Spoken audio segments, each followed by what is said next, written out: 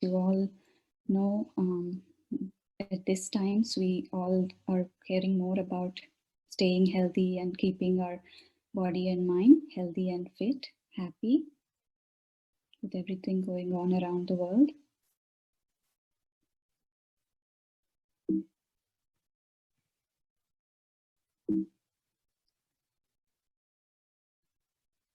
Okay, health is defined as a state of physical, mental, emotional, spiritual, and social well-being.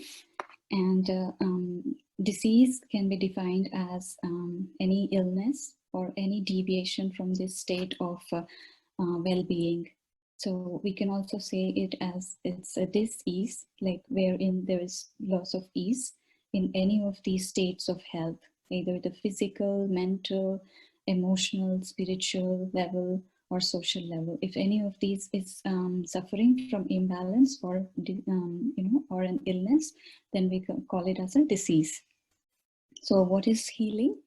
Unlike treating, healing is a more holistic word where it refers to as bringing back that balance, bringing back that lost stability in any of these states, either the physical or mental or emotional state or spiritual state of a being. So we all understand that one is to treat a condition and the other is to heal. So healing is a more wholesome approach in order to attain long-term benefits in any of these states, either physical, let it be physical illness or mental illness. So term healing refers to as a long-term and overall, it's like a holistic approach.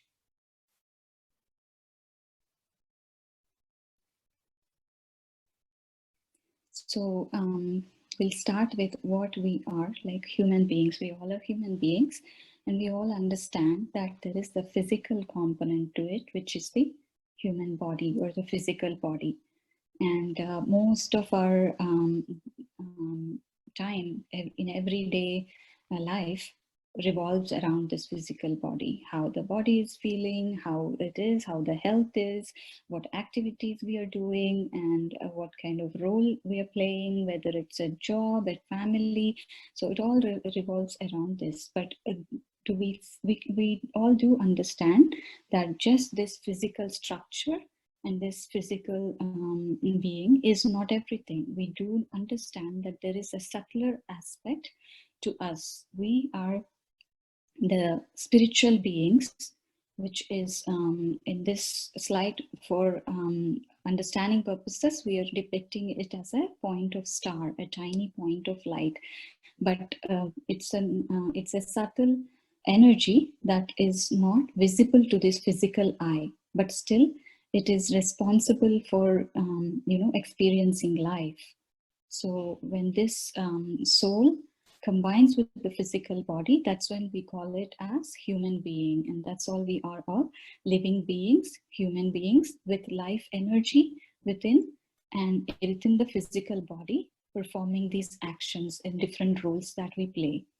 So just as this physical body has different parts, the soul also has three basic faculties we can call, and those are the mind, intellect, and the impressions. So in Brahmakumaris, we learn that the soul, although it's like a subtle energy, it's like the driving force for this physical body. And the presence of the soul determines whether the body is alive or dead. So this soul is located in the center of the brain, in between the hypothalamus and the pineal gland. That's where is the location of the soul. Like you can see with the pointer where I'm pointing, that's the location of the soul we describe. And it's strategically located in that area because that's where most of our higher functions are in the brain. And the soul in that location can convey it and send its signals to entire body. Just like in a car, the driver is in the front seat and it's located in a strategic location where he can control the entire car. The same way, the soul is located there, so it can, control this body functions. But the soul is the entity that is the creator of thoughts, creator of feelings, and also emotions. And it is the driving force for us to perform physical actions. Unless we get the thought to move the hand, we don't start moving it. And that happens with the signals that we receive from the soul. So this interaction is very critical. At the same time, it's important for us to understand that there are two different entities, that the soul is a spiritual being, it is an immortal being, it is like eternal, and it is, we are experiencing this physical experience through the physical body. Moving on to next slide, we'll talk about how nutrition is important in healing both soul and body. So how is, we all know that the different factors in healing ourselves or in recovering from any illness or sickness is we have to focus on our nutrition and focus on exercise and things like that. So here we can see that in order to have a healthy life, we do have to do different things. And one of them we are going to talk about and focus more is eating healthy, and then having enough water to keep ourselves hydrated. And another modality is to reduce stress. We'll talk about this too. We'll cover a little bit of about how we reduce stress today by changing our thought patterns, and then exercising. So this will be a later discussion. I just want to backtrack and inform everyone that we do have a Q&A session towards the end. So if any of you has any questions, you can save them to the end. And after I finish my talk, our host will unmute and you can either ask or write in the text box. So we will answer them towards the end. So that we continue with the flow of the presentation. So coming back to the nutrition, so there is a very famous saying that says that we are what we eat, and it literally stands true. Like every word of it is correct, because how is our body maintained is from the food. We get all the nourishment from the food. The food we eat is the fuel for the body. And it affects both it on the physical level. It affects the body by supplying it different nutrients that we need for keeping the body healthy, but also in a subtle level we do have effect of food on the soul and mind also. So how does that happen? We'll look into in a little bit, because the food that we eat can have like subtle vibrational energy, and that can have effect on our soul either positively or negatively. And also in a different sense, we can consider, or we can look at our thoughts or our thought patterns being as the food for the soul, because soul is, as we know, is like a spiritual energy. It's an energy entity, and thought energy is the one that feeds the soul. So it's so important as we take care of the physical health and the food we eat. We are very particular. We make sure we're eating the right kinds of food to maintain physical health. So it's also as important for us to maintain our health of the soul, and that we can do by taking precautions with regard to how the food for our soul is, by maintaining the quality of thoughts that we create. So food, as I said, it's the source of all the essential nutrients that we need for either growth of the body, for the healing from illness, or from recovering from surgery or any kind of trauma, fracture. Anything needs extra nutrients. That supply of nutrients from outside comes in the form of food. So it can also be called as fuel for the human body. And as I said, this food also has subtle vibrational energy, and that has effects on our mind. So we'll talk about, I've listed on this slide, what are the list of essential nutrients that we need. So, and also, it says that it is said that we are what we need the most. So how do we determine what is essential for us? Like, what is the structure of the body? Like, it has all the chemical structures that it's made of is obtained from all these nutrients. So the carbohydrates, fats, proteins, vitamins, minerals, and water. These are basically like the raw material for building the structure of our body. The same way, for the soul, the basic qualities or the prime qualities of the soul are peace, purity, wisdom, happiness, love, power, and bliss. So all these qualities, it is what the soul is made up of. It's the spiritual energy is made up of all these qualities. So that is why we need, basically, everyone in their life, apart from wanting physical health for the body, what else we say? We want happiness, we want peace, and we want love in our lives. Why is that? Because that is what we are originally made up of. It's a different matter that we're not able to experience it in life, and we'll look into why we're not able to experience those also. But it is, those are the things that we are made up of as a soul. I am peace, I am happy, and I am love, I am embodiment of love. So because of that, those are the necessary ingredients, or the food or fuel that we need for the soul to be happy and for the soul to be healthy. So for the body, for having a wholesome nourishment, what is required? What can be considered as a healthy diet for the body? So primarily, we can say that a plant-based, a balanced diet can be considered as a healthy diet, and we'll go further into some detail in this talk. But there has been research now, especially more so in the last, I would say 10-20 years, in the allopathic medicine. They have been doing research now, trying to understand what kind of diet has what effect on the different conditions of the body, like different illnesses such as cancer, chronic disease, and how do we develop these. So it's still a primitive stage as compared to Eastern philosophies, I would say, where there is much more emphasis on the importance of food in the process of healing and overall maintenance of health.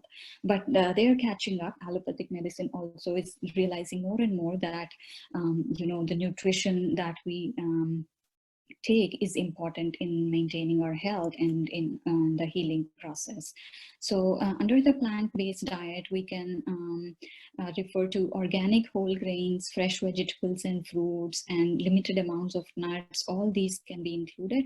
And this is just a list, but you can have a variety, a ton of variety of foods that you can create from these different combinations of these.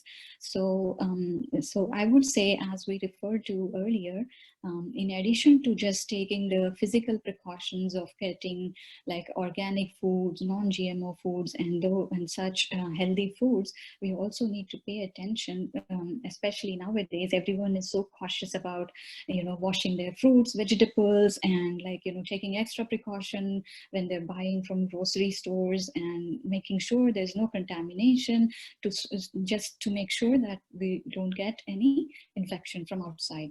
So in addition to this washing of the fruits and vegetables from the outside, we need to pay attention to the vibrational energy that's there in the food. And how can we purify that vibrational energy is we'll look into it. And one important thing is avoiding non-vegetarian diet. It helps you in many levels, at the physical level, definitely at the emotional and spiritual levels. It will help you to progress further, and also it prevents you from a lot of diseases. And the main thing, one of the things is that you don't consume the negative vibrations that are associated with that food. So any food that any food has some subtle vibrational energy, and that's depends on how that food is processed or prepared in the from the ground, or where it's obtained from its raw material to how it comes to our kitchen. So that process, especially for the non-vegetarian diet, involves a lot of harm and violence. So it is associated with killing, and so that can cause a lot of negative vibrations in that food that is obtained, that it fills that food with fear, anxiety, and worry, and such negative emotions. So with that can increase our the way we feel also after consuming such food. So here about having a balanced meal plan, there are so many different literature that's available on the web, and different books available. But to make it simple and to keep it simple so we can do it in a practical way, on an average, like a healthy adult requires about 2,000, like women require about 2,000 calories to maintain a healthy weight, and men require 2,500 calories due to their body structure. So if you want to lose weight, if you're overweight and you want to lose weight, then it would differ differently. But it would be a lesser amount. But in a primarily plant-based diet, if you make sure that every time when you're eating a meal, like if you fill up half of your plate with vegetables and fruit, 1/4 with starchy vegetables or any grain foods like bread, rice, like whole grains though is preferable, and protein like beans, legumes, or different kinds of nuts also have quite a bit of protein, soy or any other like milk substitutes, or in limited amounts. You can take supplements and like oils and fats which come from healthy source, such as avocados or nuts, things like that, in a limited amount. So that would make up a balanced meal. And then you can substitute healthy snacks in between, with veggies and nuts in between to in limited amounts. And then limit the portion of desserts and unhealthy stuff that you eat. So again, I cannot stress enough, and I hope we get this point that non-vegetarian food is not entirely healthy, because it is protein, it is rich in protein, but along with protein, it does have a very high amount of saturated fats too. And also it's not the ideal way of protein that our body can digest. Like we human beings have a structure, if we remember seeing the first picture, we have a long intestinal system. Our gut is very long. So with the long intestinal system, it's hard, and with the structure and the makeup of our digestive juices, it's hard to digest animal protein in whatever form. So plant protein is much more easier to digest, and it's also just not as concentrated. So it becomes like a more healthier option.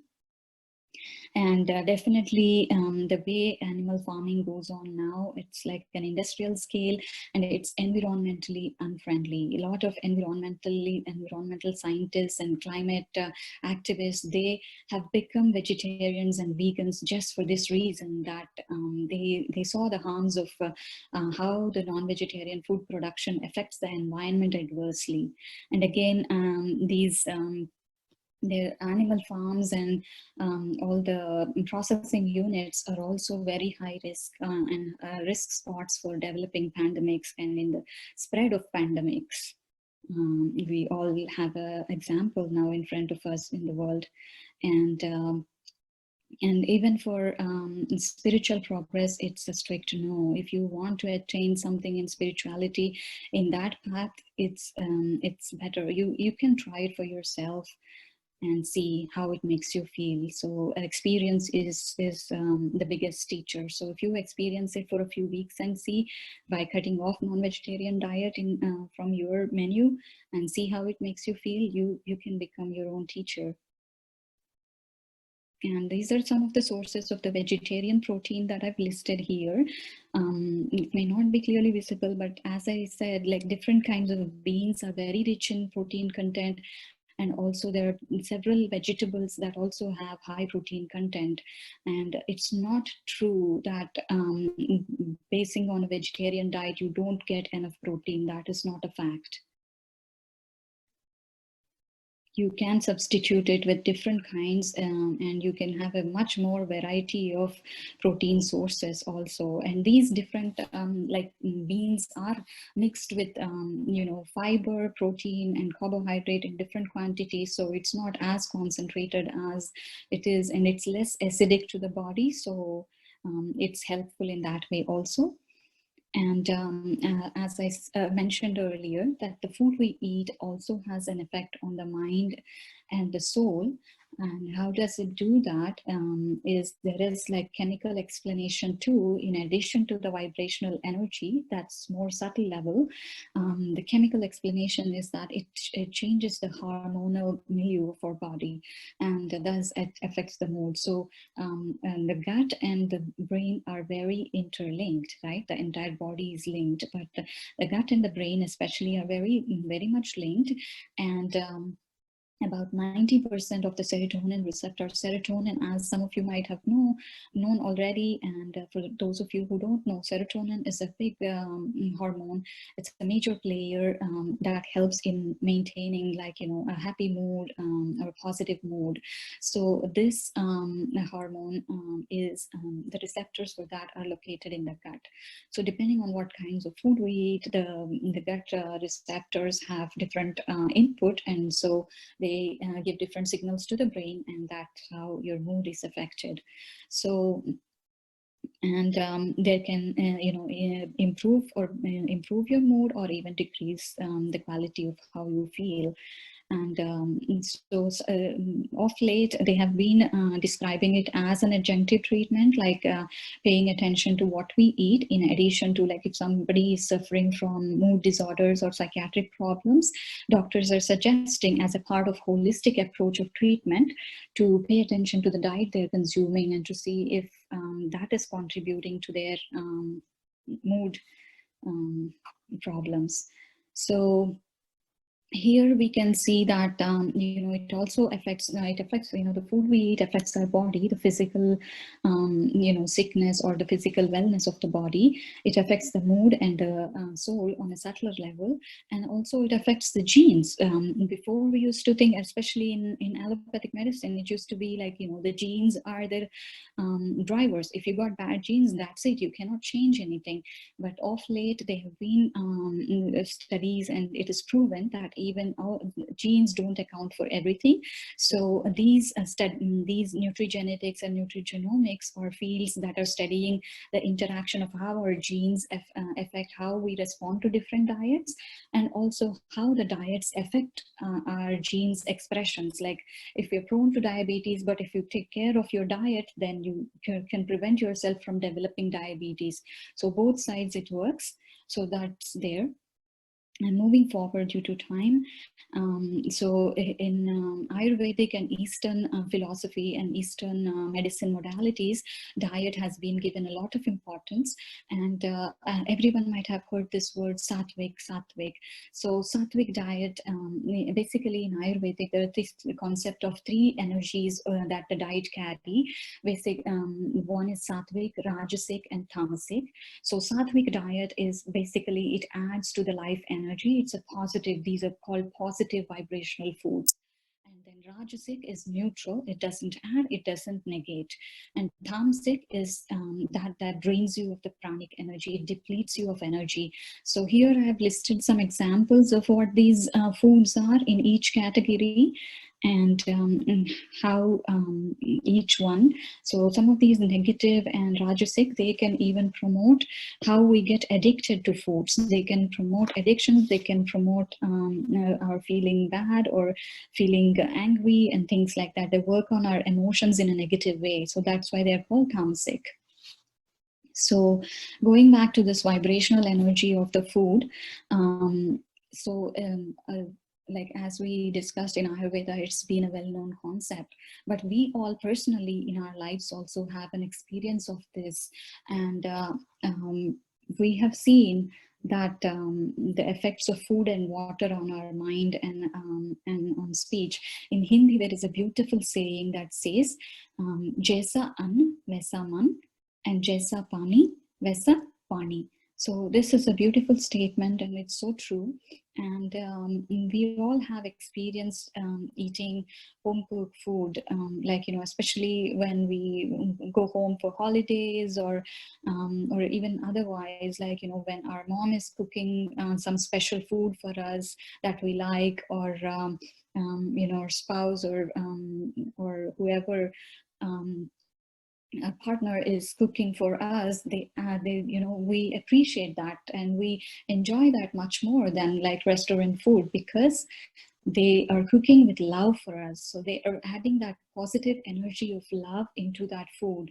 So so that becomes that love and that positive feelings for us, they become the secret ingredients for that food to taste better and for that food to work better on us.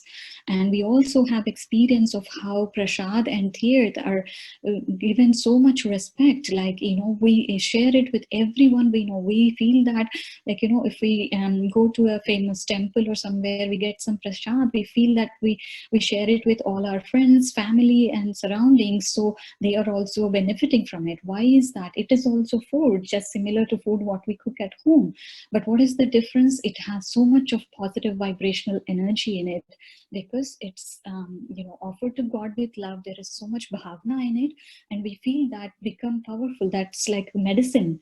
So that much respect and regard is given to that, and that does do wonders for people. So that is the vibrational energy of the food that I was referring to. And so that is why it's important that even though in our busy lives, maybe altered now, but in a routine, we are busy, always running around, don't even have time to sit and eat one meal at home. But it's very important to make sure that we do get that time and have. Another important thing is avoiding TV and media while eating. That has a lot of negative impact, especially for watching some bad news or horror movie. That's all the vibrations we are feeding with our food. So we'll go discuss about thought as a food for the mind and the soul.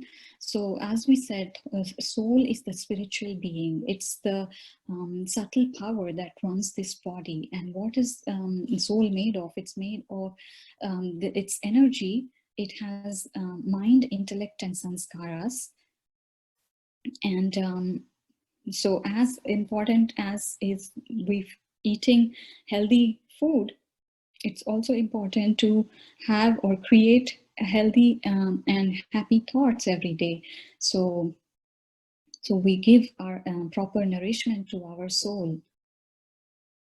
So the three components of the soul can be, you know, depicted. It's not separate. These are not physically separate as different parts of the body, but they are all just for our classification. It's one entity as a soul.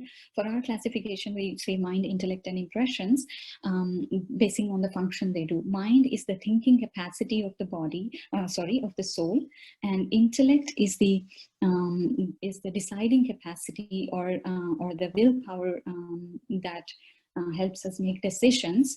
And impressions are the more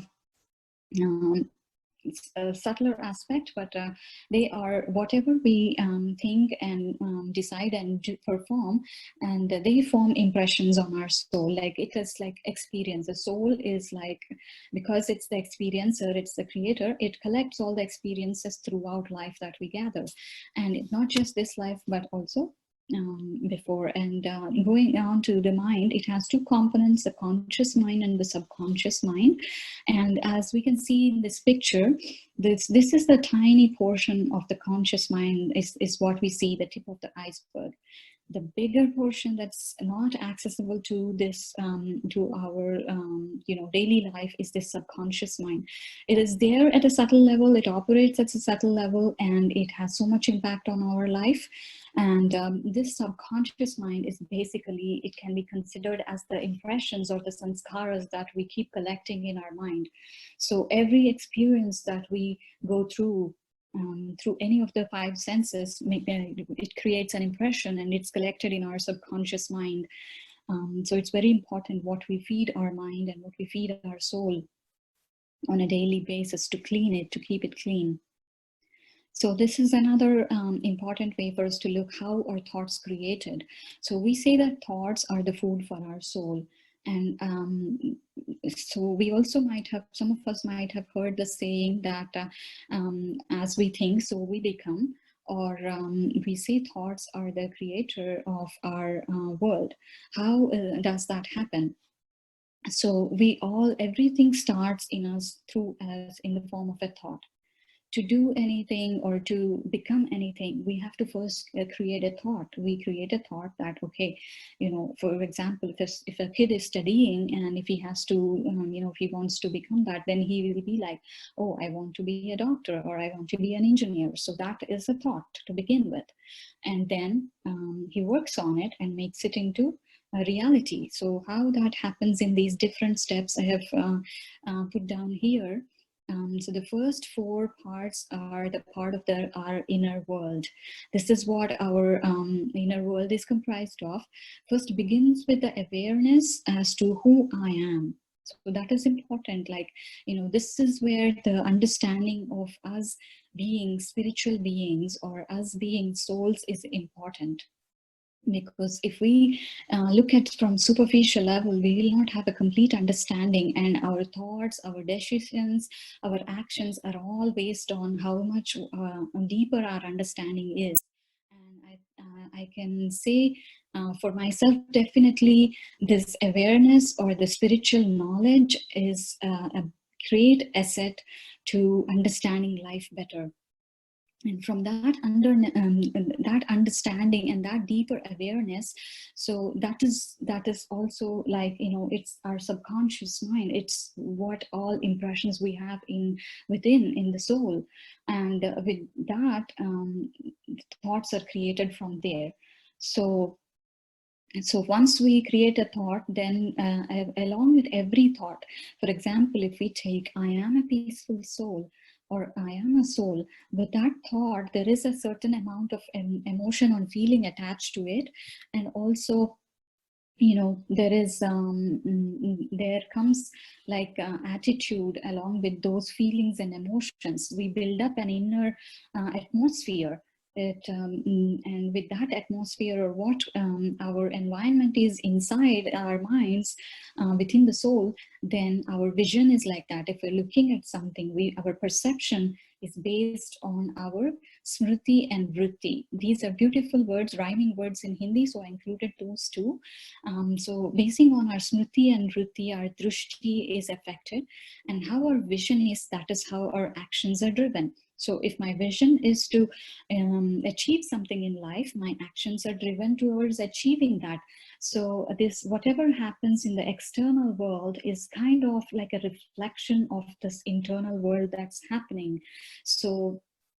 And so when my drishti and vritti are in a particular manner, then I work towards achieving that goal. I create such nourishing habits to achieve that goal, and that becomes my personality. That becomes so when we create any habit for a long period of time, that becomes our sanskaras, and that is what becomes our nature, and it determines our state of mind, or it determines our sthiti, and it creates our srishti. So that is how the whole thing turns out. So here I have just shown another picture, just saying how our thoughts arise in our soul. Like, as I said, the thoughts arise from the subconscious mind or the sanskaras. So there is a lot, it's like a store or like a pool of energy, and there are different layers of it. So as I said, soul is an eternal being, and its original qualities are the innate qualities that are the essential qualities of the soul are pure, peace, happiness, purity. So that every one of us, each and every one has those qualities within us.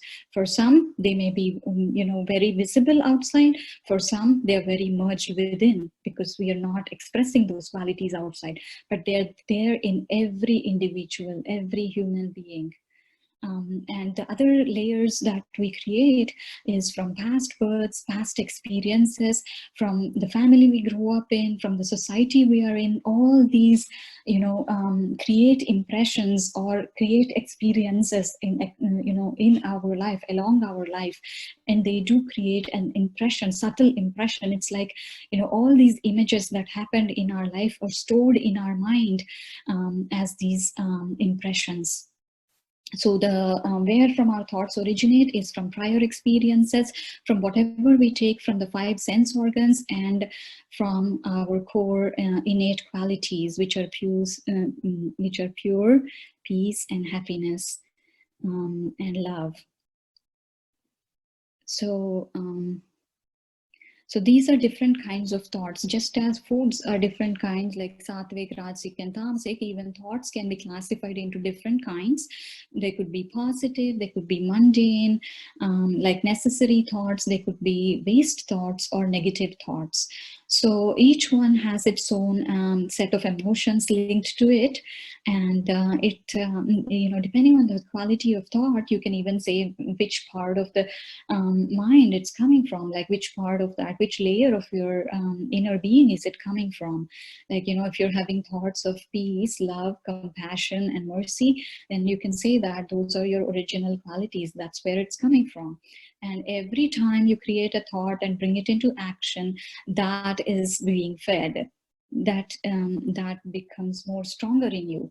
So if you want to increase a particular quality in your life, the best way is to start creating such thoughts, bring it into your words and actions, and that's how you reinforce that quality and make it your own. Like you can emerge that from being in a merged form. So another way of looking at this, what a soul is, or how we understand it better, is like, soul is also referred to as consciousness or spiritual being.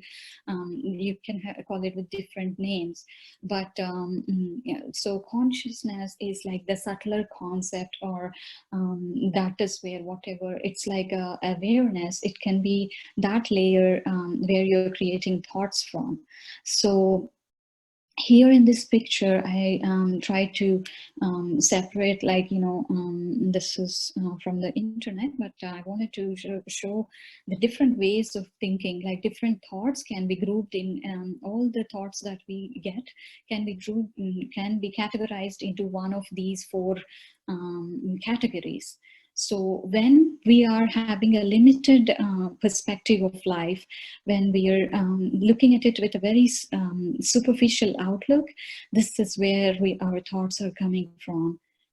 We can call it the body conscious outlook. We can call it the limited, and it's driven by fear. It's driven by ego. And ego is the false identity of the self. So there is a mixture of truth and falsehood in this level of consciousness. So if you're creating thoughts from this level of consciousness, then you don't feel good. You'll feel heaviness, you can feel unhappy, sorrow, and all those negative emotions are experienced in the mind. But when we're creating minds with this awareness or level of consciousness, of a higher level of consciousness being, So these two can be termed as soul conscious levels. So here in this green level, you are linked to the supreme. You are working on a more subtler aspect, like from an angelic perspective, like you have that experience of a constant connection with God, and you feel that there is some higher purpose to your life. And you create thoughts of trust, and you want to help others. You realize that higher purpose in life. And this ultimate stage of consciousness is that there is no duality, there is no good and bad. Everything seems good for you, and everyone is good. That is how your perception becomes. You see qualities in everyone, and you attain similar qualities to God. God is also a spiritual being. And if some of you haven't attended the Raj Yoga introduction course from the Brahmakumaris, if you attend, all these things will be explained to you with so much clarity, like who God is, what's the difference, between a soul and a supreme soul, and all that. So God, as we learn, is like the ocean of purity, ocean of love. So you experience that unlimitedness of the qualities in this higher stage, and you attain a divine nature. So when we are making, each one of us can experience all these levels of consciousness, but it's a conscious attempt that we make. So the more we pay attention to which consciousness we're creating our thoughts from, that's how we can improve. I'm going to move forward. And I have here taken some examples with, comparing diet patterns, or diets, what we choose, and how thoughts, we can have a correlation between, when we are choosing healthy diets, we choose diets that have low glycemic index. So what does low glycemic index refer to? It's like glycemic index is an entity that's measured with a certain type of food, and it tells us whether, whether it's simple sugars or complex carbohydrates, whether you get a rush of sugar when you eat that, or how the sugar is released into your body. So it has been shown that low glycemic index foods are healthier. And because when you get this high glycemic index food, they are either refined foods or sweets and sweetened beverages. They have a very negative impact, because any extremes is not good. So when you eat such foods, you have extremes of sugar load into the body, and it's not processed in the right way to help the body. So it's we look towards minimizing our consumption of high glycemic index food, and we can avoid it if we are able to completely. And then it also impacts your mood. In addition to the body in an adverse way, it changes mood fluctuations also. And even with children, we might have this notice this, that when they eat sweets, they become very hyper. It's because of the glucose rush that they get, and that is not good for in the long term for the health and the mind also, because there is fluctuation in the moods also that way. So the same thing with our thought energy. So every thought has its own emotional energy to it. So if we're creating thoughts from the consciousness of well-being, abundance, that layer of awareness, then it's balanced, it keeps us healthy and happy. But when we are creating thoughts from an outer superficial layer of awareness, then it causes low self-esteem, it causes all these negative emotions attached to it, like anger, worry, etc. And then another foods that we always pay attention to is eating genetically modified foods, and so not eating them. Avoiding the genetically modified foods is what we aim towards, because we all know that genetically modified food, although research has not proven it, it seems logical to us to accept it, that genetically modified foods are artificially created, so they may have an ill effect on our genetic system system also. But so we do pay attention towards choosing non-GMO foods, but at the same time we have to look at what kind of thoughts we are creating. Either as the soul, am I creating thoughts from my original qualities, or am I creating thoughts under influences, under the influence of the society, influence of the circumstances that are around me? If we are creating thoughts from the outer layers, then they are harmful to us. Like, for example, if there is fear and worry and anxiety around, if my thoughts are based upon that, and if I create my thoughts similarly in fear and anxiety, then it's going to affect me in a negative way. And also it will affect people around me in a negative way. So as important is selecting non-GMO foods, so important is also selecting the right kind of thoughts coming from our original state of mind, or the soul.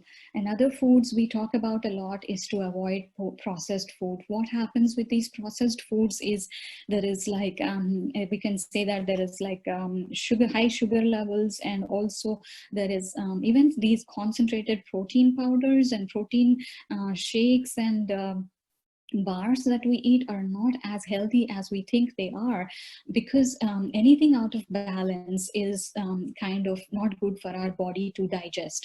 So when you take a protein in such concentrated forms, what it does is it creates a lot of acidic environment in your body, and then you lose calcium from your bones. To neutralize that acidic environment, calcium is removed or absorbed from the bones into the blood, and that loses your bones become weak.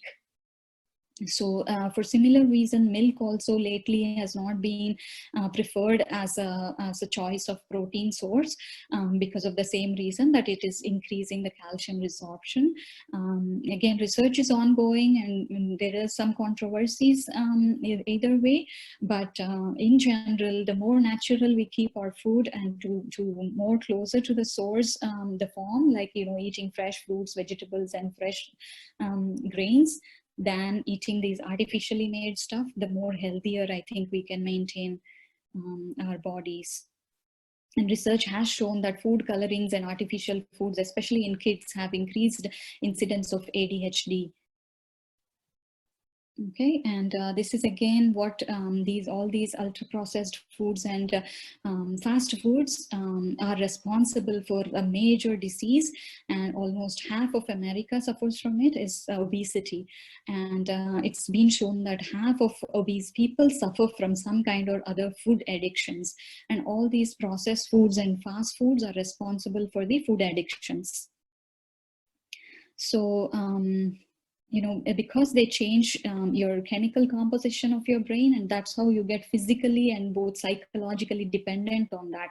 So food addiction is no less to alcohol or tobacco addiction.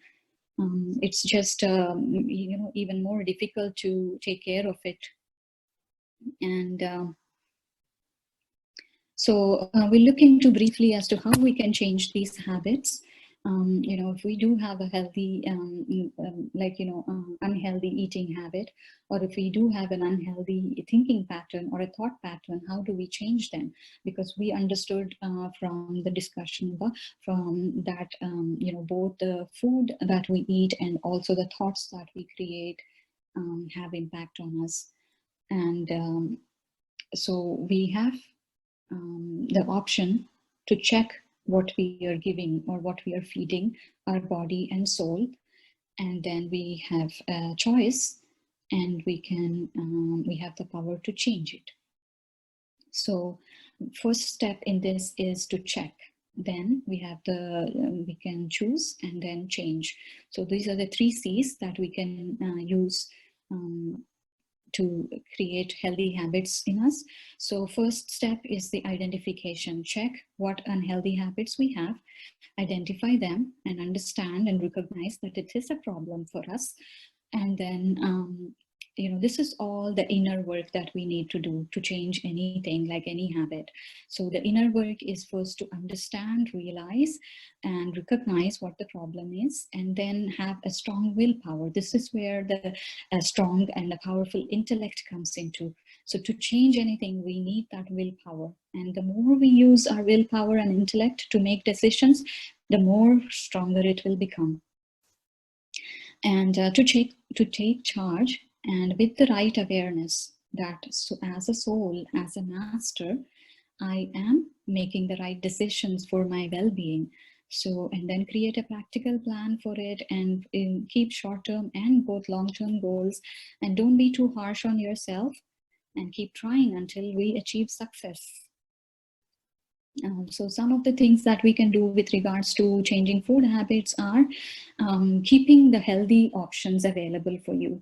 If you want to get rid of a problem food or an unhealthy food option, apart from that, keep so many of healthy options readily available for you, which you can choose from.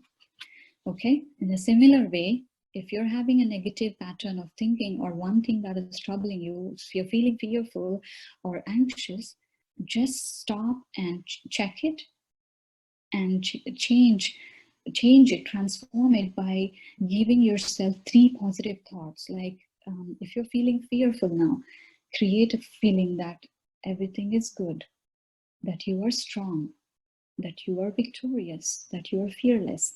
So every time you do that, you're reinforcing those positive thinking pattern, and that's like helping you, you're feeding the right food to your soul.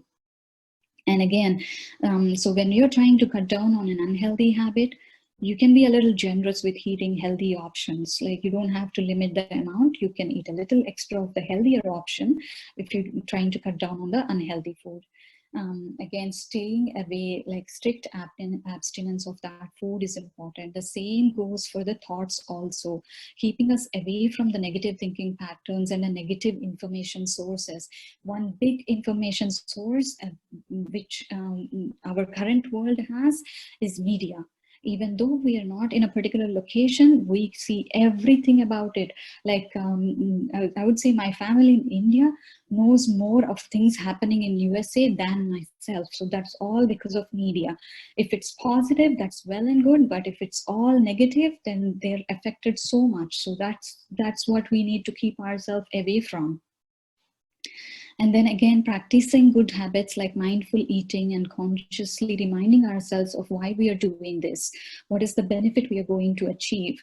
And then keeping a food diary, keeping a record of how our progress is, like, each day, and then balancing it with everything else. And for regards to managing thoughts, meditation plays a big role, and contemplation and positive self-talk are all helpful in that practice to achieve spiritual progress, to correct our thinking patterns, and to transform them into positive and positive habits for us, and to provide the right nourishment for the soul, and understand where our thoughts are coming from.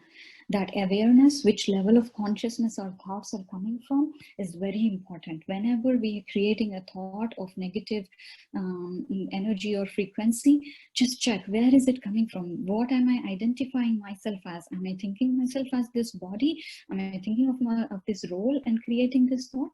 Or am I thinking or feeling that I am this soul, I am this eternal spiritual being? When we are creating thoughts from that level of consciousness, they will be good.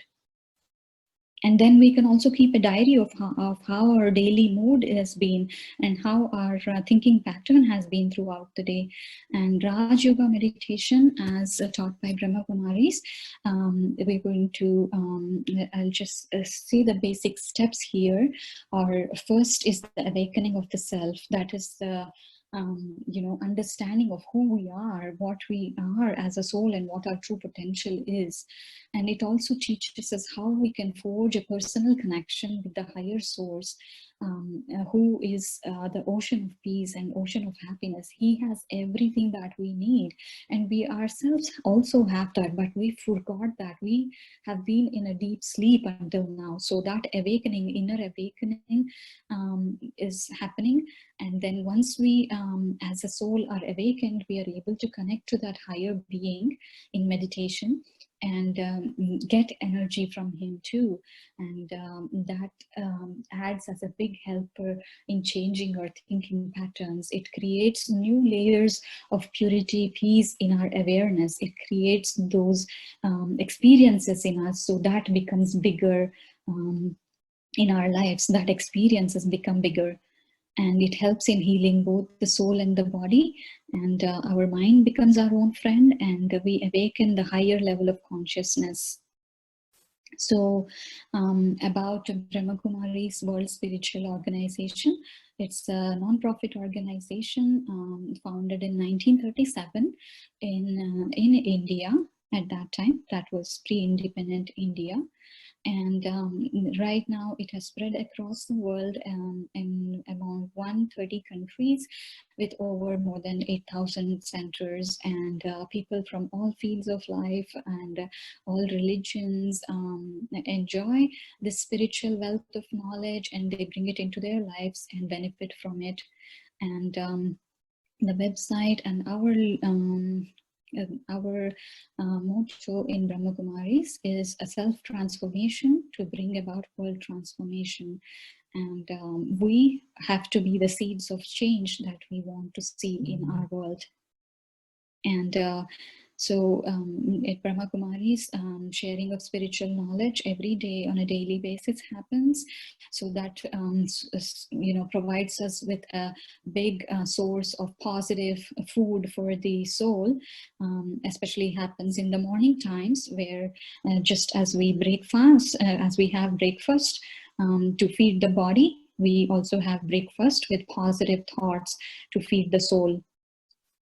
And then we cultivate a collective consciousness of peace and unity, and at the same time maintaining individual dignity. And so we change our perspective, our way of thinking, and from a limited physical or a materialistic perspective to a higher spiritual perspective. And BRAHMAKUMARIS SILICONVALLEY Center is the local chapter of BRAHMAKUMARIS that's located in Milpitas in the Bay Area, and it's led by Sister Kusum. And Sister Kusum has been the director of the center for more than 25 years. And the BRAHMAKUMARIS SiliconValley offers a variety of free classes. There are every month there are several Raj Yoga meditation courses that happen, and now all the events are more on online basis. There are no classes at the center per se, but online you have a Raj Yoga meditation course, both beginners and advanced courses, and there is a variety of seminars or webinars you can attend. A lot of other events and festivals are celebrated. There are the kids classes too, about living values, and parenting classes, and also silence retreats and other kinds of retreats. So it's a huge resource. I would encourage everyone to utilize it. And if few of you have not taken the Raj Yoga meditation course, please do take the time and take it. It's just with an open mind. You don't have to follow everything you listen, but you will get a lot of new information that you can choose and pick what you want to use it in your life for improving the quality of your life.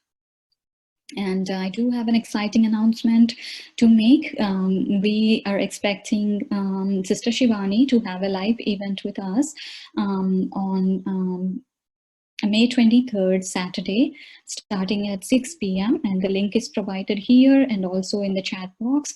For any of you who's interested, please register.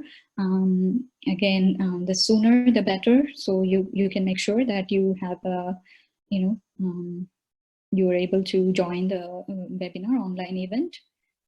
And I'm sure at this time we all need to hear her inspiring words. So please make sure and you register for that. And then the next Raj Yoga meditation course for beginners is starting from May 16th, and there's a link for registering also in the chat box. The next webinar is like a continuation of what we listened today. Today we learned about the nourishment and the nutrition part to take care of the body and soul. The next one is focusing on the fitness or the exercise part for the body and soul. And today we learned about the 3 C's of check, choose, and change. So we'll learn what the 3 D's of the fitness formula are in the next webinar. So please join if you're interested. And also you can view all our previous webinars and events on our YouTube channel. And this is a daily live meditation that's happening online event through BRAHMAKUMARIS Silicon Valley from 7:30 to 8 p.m. You're welcome to join. And it's for sending collective positive vibrations, like how each individual can contribute their part in creating positivity in the world. And when we do it in a collective form, it has more strength.